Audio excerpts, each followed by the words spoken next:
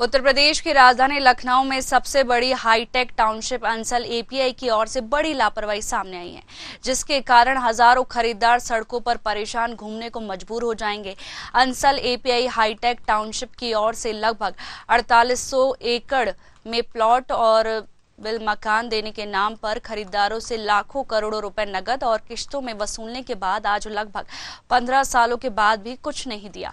मेहनत की गाड़ी कमाई को अंसल एपीआई हाईटेक टाउनशिप ने एक ही झटके में चकनाचूर कर दिया। फाइनेंशियल डिफॉल्ट के चलते अंसल एपीआई को दिवालिया घोषित कर दिया गया है, जिसकी जानकारी मिलने पर खरीदारों ने राजधानी लखनऊ स्थित Ansal API high tech township office का घेराव करते हुए धरने पर बैठ गए। लेकिन इस मामले में टाउनशिप का कोई अधिकारी बोलने को तैयार नहीं है। 10 साल पहले हमने भी अपने यहाँ पे गाड़ी कमाई लगा के 2 प्लॉट लिए थे और कोई विकास नहीं हुआ, कुछ नहीं है। आज तक ये पता नहीं कि प्लॉट है भी कि नहीं है, कहाँ है ये नहीं पता है। और जो यहाँ से जो अंसल के लोग जो जा रहे हैं इंसॉल्वेंसी में, ये मतलब बहुत ही एक साजिश के तहत है। इसको तो और हमने सिर्फ यहाँ इसलिए लगाया कि सरकार की मुहर थी। हमें ये भरोसा था कि सरकार है, एक ओवरव्यू दे रही है, एमओयू करा हुआ है, इसलिए हमारा भरोसा था। अब तो वो भरोसा भी टूटता हुआ नजर आ रहा है। मैंने प्लाट बुक कराए थे अंसल में 2010 में, एकड़ की स्कीम में बुकिंग हुई थी। उसके बाद इन्होंने एक्स्ट्रा लैंड का भी हमसे 19,175 के हिसाब से कास्ट ली, एक्स्ट्रा डेवलपमेंट चार्ज लिया, CLU लिया और सारा बैलेंस हमारा स्टैंडिंग बैलेंस 0 है। उसके बाद भी रेरा 6 साल से रेरा पेशी कर रहा है, उसने भी कुछ नहीं दिलाया हमको और अंसल से तो कोई उम्मीद ही नहीं रही। NCLT सरकार ने पता नहीं कैसा विभाग बनाया है जो पैसा बटोर के लोग वहाँ दिवालिया घोषित हो जाते हैं। एक प्लाट N सेक्टर में N3/57 लिया था, कैश डाउन 20 लाख रुपया देके cash down in one go, और करीब 15 साल हो गए। आज तक उस सेक्टर में आप प्लाट का शकल नहीं देख सकते। प्लाट तो N सेक्टर बना हुआ है लेकिन प्लाटिंग नहीं हुई है उसकी। कई बार इनके अधिकारियों से मिले तो कह रहे थे नहीं आपका लोगों का ज़्यादा नहीं बिला और फ्लैट्स का प्रॉब्लम ज़्यादा है और इसका रजिस्ट्री शुरू कर देंगे। 3-4 बार इनके अधिकारियों से यहाँ जो इनका ऑफिस उससे मिले लेकिन आज तक रजिस्ट्री की कराने की नौबत नहीं आई। पेमेंट पूरा हो रखा है, फाइल पूरी रखी हुई है, कोई सुनवाई नहीं। बता दें कि हाईटेक टाउनशिप के नाम पर बड़ा घोटाला हुआ है और फाइनेंशियल डिफॉल्ट के चलते अंसल एपीआई को दिवालिया घोषित कर दिया गया है। वहीं आपको बता दें कि खरीदारों ने राजधानी लखनऊ स्थित Ansal API high tech township office का घेराव करते हुए धरने पर बैठ गए। वहां पर लोग काफी परेशान हैं और इस मामले में टाउनशिप का कोई अधिकारी बोलने को तैयार भी नहीं है। जिम्मेदार मामले में बोलने से बचते नजर आ रहे। वहीं आपको बता दें कि लगभग 15 सालों के बाद भी कुछ नहीं दिया गया है और मेहनत की गाड़ी कमाई को अंसल एपीआई हाईटेक टाउनशिप ने एक ही झटके में चकनाचूर कर दिया है। बता दें हाईटेक टाउनशिप के नाम पर एक बड़ा घोटाला हुआ है और जिम्मेदार कुछ बोलने से बच रहे हैं, जिसके कारण हजारों खरीदार सड़कों पर परेशान घूमने को मजबूर हो जाएंगे।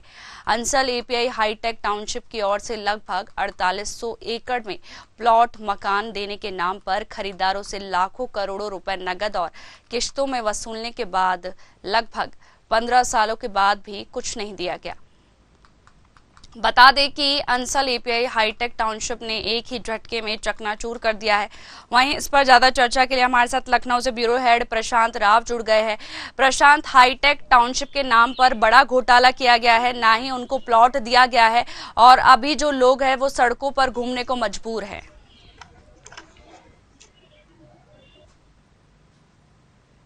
बिल्कुल आपको बता दूं कि जिस तरीके से ये लखनऊ के अंसल एपीआई टाउनशिप में जिस तरीके से वायर्स के साथ धोखाधड़ी हुई है, उसको लेकर सभी जो वायर्स हैं वो धोखाधड़ी से काफी परेशान दिख रहे हैं। मजबूर इस बात को लेकर है कि कई बार उन्होंने जो है इंस्टॉलमेंट पर अपना पैसा यहाँ पर जो उन्होंने जमा किया था अंसल एपीआई को प्लाट, बिला और मकान लेने को लेकर, लेकिन उन्हें अब तक कुछ भी नहीं मिला। करीब 15 साल ऐसे बीत गए हैं कि जहां वायर्स ने अपने करोड़ों रुपए यहाँ पर जमा किए थे और उन्हें किसी प्रकार का ना तो प्लाट आज तक मिल पाया, ना ही मकान मिल पाया और ना ही विला उन्हें मिल पाया। को शिकायत की गई तो उसके साथ ही जो रेरा डिपार्टमेंट उत्तर प्रदेश का है वहां भी शिकायत की गई थी, लेकिन वहां भी जो उन्हें अभी तक किसी प्रकार से कोई राहत नहीं मिली है।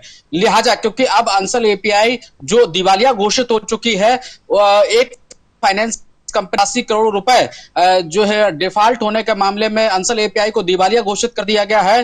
तो निश्चित रूप से जो अंसल एपीआई के मालिक हैं वो यहाँ बचत में दिखाई दे रहे हैं, लेकिन जो वायर्स हैं जिन्होंने इसमें इन्वेस्ट किया था, यहाँ पर जो प्लाट, मकान और विला खरीदने को लेकर यहाँ पैसे दिए थे, वो उन्हें नहीं मिल रहे हैं। ऐसे बहुत से सैकड़ों लोग यहाँ पर आज भटक रहे थे। उन्होंने अंसल एपीआई लखनऊ के ऑफिस के बाहर जमकर विरोध प्रदर्शन किया है और यह बताया गया कि करीब यहाँ पर 4800 एकड़ में यह सबसे बड़ी हाईटेक टाउनशिप यहाँ पर स्थापित की गई थी। इसमें क्योंकि लोगों का यह मानना था कि जब ये टाउनशिप में वो इन्वेस्ट कर रहे हैं तो उसमें ये श्योरिटी थी कि उत्तर प्रदेश सरकार के साथ अंसल एपीआई का एएमयू साइन हुआ है, यानी इंश्योर्ड गवर्नमेंट की तरफ से ये लोगों को यहाँ पर सुविधाएं मिल रही थी। लेकिन जिस तरीके से अंसल एपीआई दिवालिया घोषित हुई है, ऐसे में वायर्स को अब खासी परेशानी हो रही है।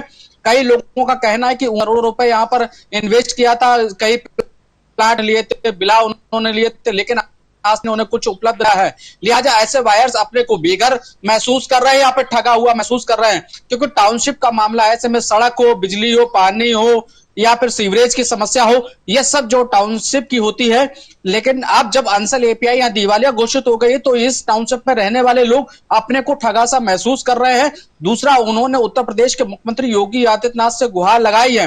निश्चित तौर से उत्तर प्रदेश के मुख्यमंत्री योगी आदित्यनाथ हाईटेक टाउनशिप स्थापित करने को लेकर तमाम योजनाएं जारी कर रहे हैं, तमाम योजनाओं का संचालन हो रहा है, बहुत ज्यादा सरकार की तरफ से सब्सिडी मिल रही है। लेकिन वही अंसल एपीआई जिससे हाईटेक टाउनशिप के द्वारा यहाँ वायर्स के साथ जो गोलमाल यानी धोखाधड़ी की गई है वो हजम करने लायक नहीं है। तो ऐसे में जो वायर्स हैं वो न्याय का दरवाजा खटखटाने को मजबूर है और कई मामले अंसल एपीआई के जो है रेरा डिपार्टमेंट में चल रहे हैं, लेकिन रेरा की तरफ से भी जो है उन्हें अभी तक कार्रवाई के नाम पर कोई मजबूती नहीं मिली है।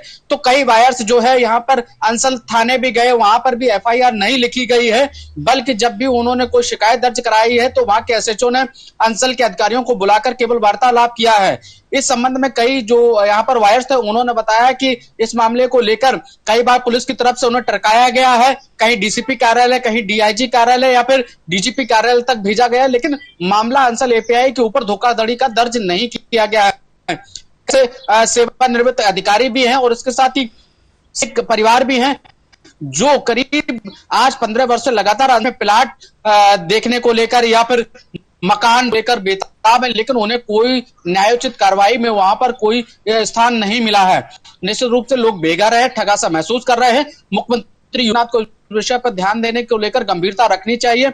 जो भी ऐसे लोग पीड़ित हैं उन पर जो है न्याय की कार्रवाई के तहत जो अंसल एपीआई जो कंपनी अपने आप को दिवालिया घोषित करा लिया है, 53 लाख का जो डिफॉल्ट, यहाँ 83 करोड़ का जो यहाँ डिफॉल्ट दिखाया गया है फाइनेंस कंपनी के द्वारा, जबकि वायर्स का कहना है कि करीब 253 करोड़ रुपए अंसल एपीआई ने यही एपीआई की भूमि बेचकर एकत्र किया था कि ताकि ये 83 करोड़ रुपए जमा किया जा सके, लेकिन अंसल एपीआई ने वो जमा नहीं किया है, इसलिए वो दिवालिया घोषित हो गई। तो निश्चित तौर से कंपनी के जो मालिकान हैं वो यहाँ घोटालेबाज की श्रेणी में आ रहे हैं, वो संदिग्ध अवस्था में हैं, कई बार फ्रॉड हो चुके हैं। निश्चित तौर से इसमें केंद्र और राज्य सरकार की बड़ी कमियां रहती हैं, जिस कारण वायर्स को बड़ा धोखा यहाँ सामने देखने को मिलता है, उन्हें धोखा मिलता भी है निश्चित तौर से।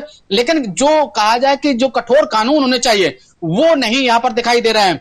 निश्चित तौर से जिस तरीके से मुख्यमंत्री योगी आदित्यनाथ ने नोएडा में एक कंपनी के द्वारा धोखाधड़ी करने को लेकर उसकी 13 मंजिला इमारत को गिराया था, तो ऐसे ही लोगों की इच्छा भी है कि अंसल एपीआई के मालिकान को गिरफ्तार कर उन्हें न्याय देने का काम किया जाएगा, चाहे उनके प्लाट के नाम पर पैसे जमा हो या फिर मकान को लेकर हो या विला को लेकर हो, वो मुख्यमंत्री योगी आदित्यनाथ उन्हें दिलवाने की कोशिश करेंगे। निश्चित तौर से उत्तर प्रदेश की जनता को न्याय मिलेगा। जी प्रशांत, आपसे आगे भी अपडेट लेते रहेंगे। फिलहाल तमाम जानकारी के लिए आपका बहुत बहुत शुक्रिया।